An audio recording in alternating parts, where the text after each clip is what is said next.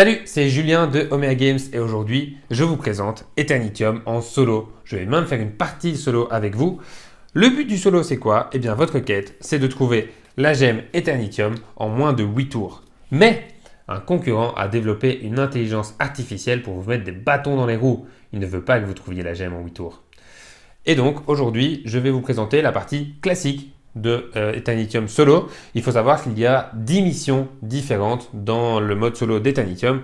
Je ne vais pas vous les présenter pour ne pas vous spoiler. Je vais vous présenter simplement la partie classique à laquelle on peut comme ça rejouer plusieurs fois sans souci. Même si les missions, évidemment, on peut aussi les recommencer. Les règles de base d'Eternitium en solo sont les mêmes que pour la règle en multijoueur. Et donc, je vous invite à aller voir la vidéo règle qui se trouve ici au-dessus de ma tête si vous ne l'avez pas vue. Moi, je vais jouer et donc je ne vais pas tout vous expliquer, bien que je vais quand même vous expliquer un petit peu ce que je fais. Alors, comment on commence? Eh bien, on commence comme dans le jeu compétitif en prenant une carte technologie de base, celle que je veux. Je vais prendre ici le portefeuille digital. Ensuite, je vais mélanger mes 6 cartes action et je vais piocher 5 cartes. Voilà. Évidemment, on remplit ici la rivière. Et donc, on va commencer.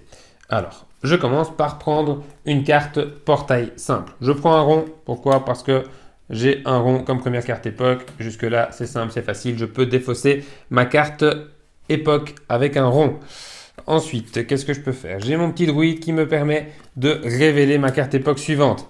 Et là, je suis coincé. Ça commence déjà bien.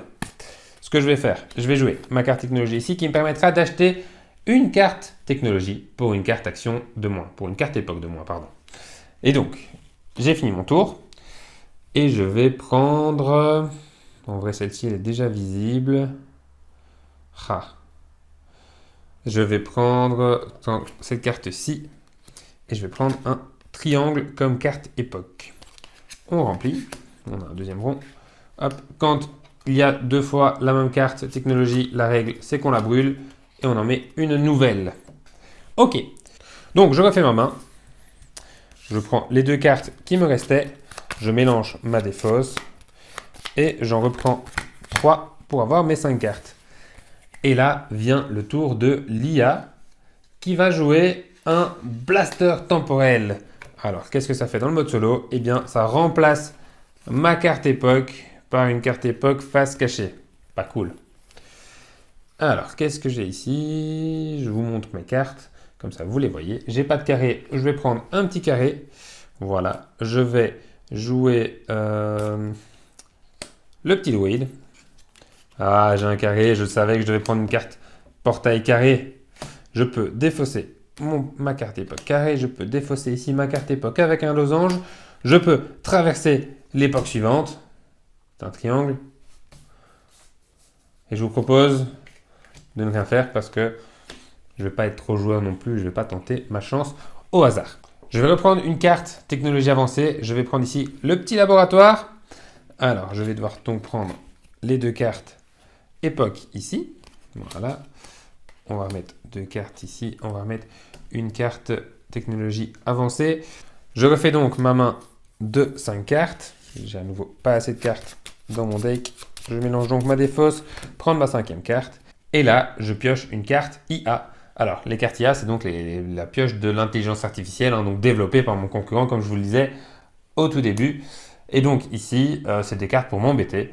L'horloge quantique, eh bien, elle va me rajouter une carte époque face cachée sur mon paquet de cartes époque. Voilà, c'est que des cartes comme ça qui nous embêtent. Alors, qu'est-ce que je fais ici? On voit que j'ai pas énormément de choix. Je vais prendre une carte portail triangle. Je vais ici révéler ma carte époque suivante. Je vais prier pour que ce soit pas un losange. Ah, c'est un rond. Ok, bon, je vais jouer mon rond. Mais ce qui est pas cool, c'est que j'ai plus de deuxième rond. Aïe, aïe, aïe. C'est pas grave. Je vais jouer cette carte-ci. Donc, mon laboratoire, elle me permet de prendre gratuitement une carte technologie, celle que je veux. En contrepartie dans le mode solo, puisque dans le mode compétitif, les autres joueurs peuvent prendre gratuitement également une carte technologie de base. Dans le mode solo, on va piocher une carte IA. Donc, je vais prendre ici le portail ultime. On va en remplir. Encore un portail ultime. Et je vais piocher une carte IA. Et donc, c'est le blaster temporel. Ça me fait mettre la carte époque rond ici et une carte époque face cachée. C'est pas bien grave. J'ai ma carte ici, ma carte portail ultime, qui me permet de défausser ma carte époque suivante. Et je vais jouer le portefeuille digital pour moi pouvoir acheter pour une carte époque de moins. Qu'est-ce que je vais prendre? Écoutez, j'ai quand même pas mal ici de cartes déjà portail ultime. Je vais prendre cette carte-ci, le petit, je ne sais plus comment il s'appelle, le petit appareil photo. Je vais donc remplir ici la rivière. Et donc je l'ai prise gratuitement grâce à mon portefeuille digital. Je refais ma main. 2, 3, 4, 5. Voilà, 5 cartes. Je pioche une carte IA. Et c'est encore un blaster temporel, décidément, ce jeu est très bien mélangé. Donc les 3 blasters temporels sont passés. Tant mieux, on va dire, hein, puisque ça me permettra de ne plus avoir cette carte-là, bien qu'il y en a des plus embêtantes. Alors ici, qu'est-ce que je n'ai pas? Je n'ai pas de triangle. Donc, allez, je vais prendre un petit triangle. Je vais jouer cette carte-ci, donc le portail ultime, pour me défausser d'une carte époque. Et je vais jouer mon petit appareil photo qui va me permettre de détruire ou de défausser autant de cartes que je veux. Allez, je prends le risque, je détruis ces 4 cartes-ci et je pioche donc 4 cartes. Alors, qu'est-ce que j'ai? J'ai de nouveau un portail ultime, ça je le joue, c'est très bien. Et je vais jouer mon petit portefeuille digital, évidemment. Je termine mon tour et je peux acheter quelque chose. Qu'est-ce que je vais prendre? Je vais prendre une carte portail double. Ça me paraît pas mal. Et donc, gratuitement, je remplis ça ici. Ah, encore un doublon. On va le mettre derrière. Oh, ok, un nouveau portail double. Je refais ma main. 5 cartes. Et je pioche une carte IA. Ah, le chapardeur! Donc, le chapardeur, qu'est-ce qu'il fait? Il me détruit d'une carte technologie, celle qui se trouve le plus loin dans ma défausse, donc que j'ai joué en premier. Et ici, eh bien, pas de chance pour moi, c'est le portail ultime que je dois donc détruire. Ça fait mal quand même, hein, cette carte. Bon, voilà, c'est comme ça. C'est le tour, je ne sais plus combien, je suis à la moitié, je vais démarrer le tour 5. Il faut savoir aussi que dès qu'il n'y a plus de cartes portail, eh bien, c'est la fin de la partie. Enfin, dès que je prends ma dernière carte portail, c'est le dernier tour qui commence. Je vais prendre cette carte-ci, le petit losange. Je vais faire quoi? Je vais, bim, traverser l'époque. Je vais révéler la carte époque suivante. C'est un rond. Ok, super, avec mon portail double. Je sais la traverser. Et je vais jouer le laboratoire. Avec le laboratoire, je vais prendre le gigadroïde. Je vais donc devoir piocher une carte IA à cause du laboratoire. Et oh là là, encore le chapardeur. Qu'est-ce qui m'enlève le chapardeur? Oh, ça va, il m'enlève le portefeuille digital. Franchement, à ce stade-ci de la partie, ça va, il y a pire. Je continue, je joue mon gigadroïde. Alors, le gigadroïde, il me permet de révéler les 3 prochaines cartes époque. Tac, tac, tac. Par contre, la contrepartie, à nouveau, je dois piocher une carte IA. Oh là là, c'est pas vrai, j'ai la bombe temporelle.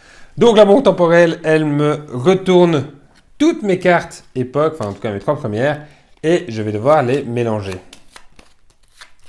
Et comme un très bon joueur que je suis, j'ai absolument pas gardé les cartes époque qui étaient visibles, alors que j'aurais pu les garder avant de les retourner, ce qui m'aurait quand même aidé. Et je pense que j'aurais tenté au hasard à ce moment-là. D'ailleurs, ici, je vais remettre une carte. Voilà, encore le gigadroïde.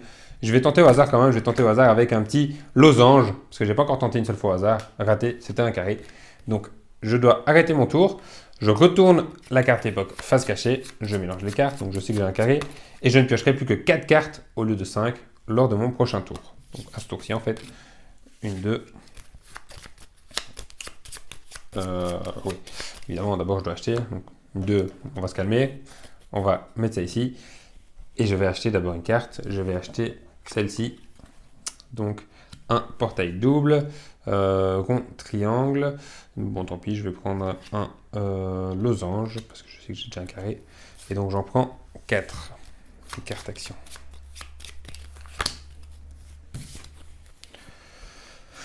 Ok, alors, avant de faire ça, petite carte IA, horloge quantique, Bim. Et ici, du coup, j'ai oublié de remettre les cartes. Voilà. Alors, qu'est-ce que je prends? Je vais prendre un rond. Ici, voilà. Alors, je vais jouer l'analyseur de données. Je vais détruire à nouveau 3 cartes pour piocher 3. Ok, ça c'est pas mal. C'est pas mal, je sais pas en fait. Voilà. Je vais jouer risqué, mais vraiment risqué. Hein. Je vais jouer le portail double. Une chance sur 2, ça passe. Ouf, heureusement que ça passe.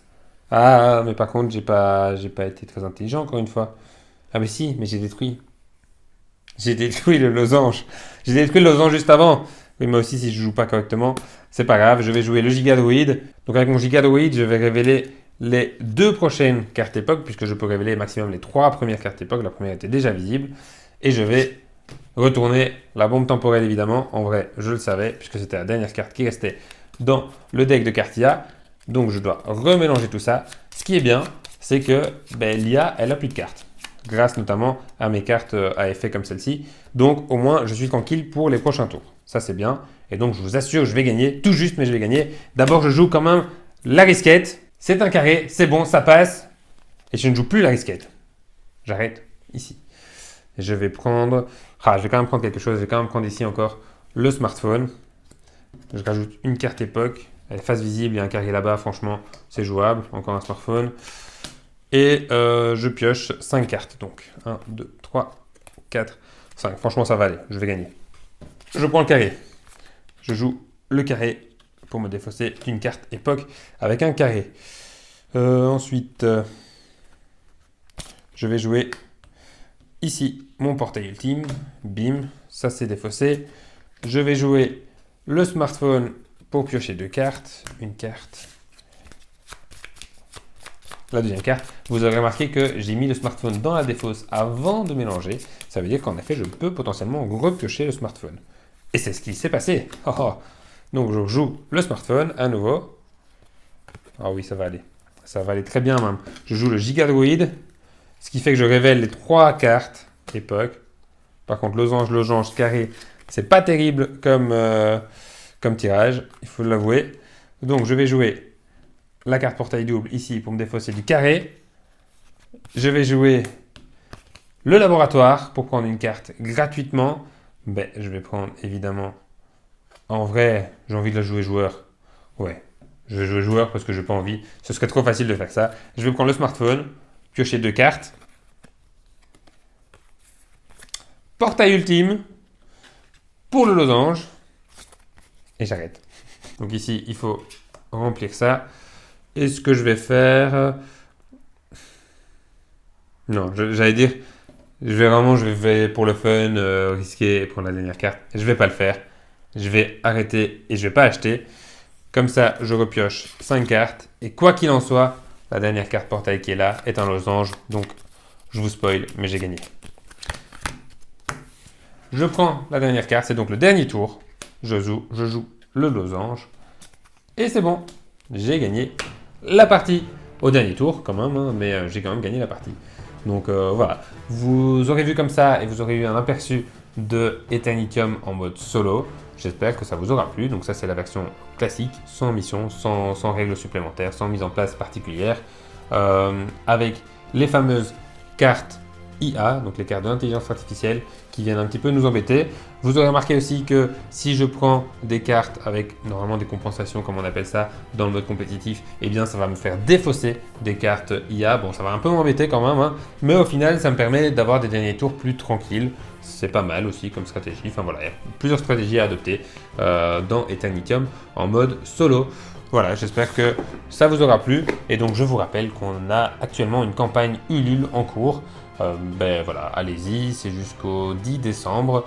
Donc, vous avez encore un petit peu de temps pour y aller et pour nous soutenir dans cette belle campagne. Je vous dis à la prochaine. Ciao!